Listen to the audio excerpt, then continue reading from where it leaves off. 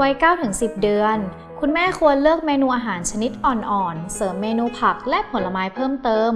วันนี้มีเมนูเกี๊ยมอีตุ๋นมาฝากกันค่ะ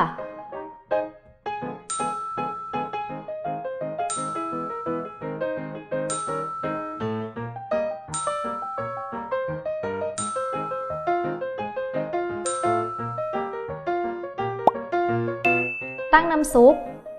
ใส่เกี๊ยมอีลงไปต้มจนสุกนิ่ม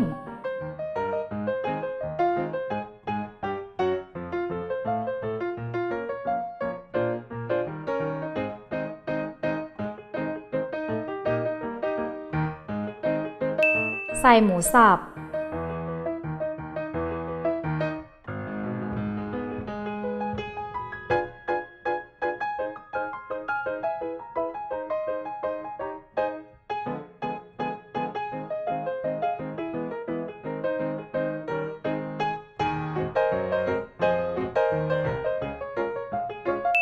ตามด้วยฟักทอง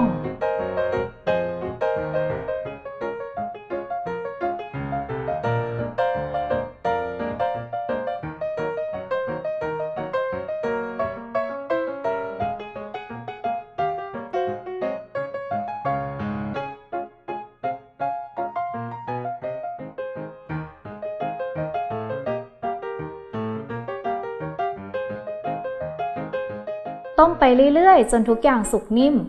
ก็พร้อมเสิร์ฟสำหรับลูกน้อยแล้วล่ะค่ะ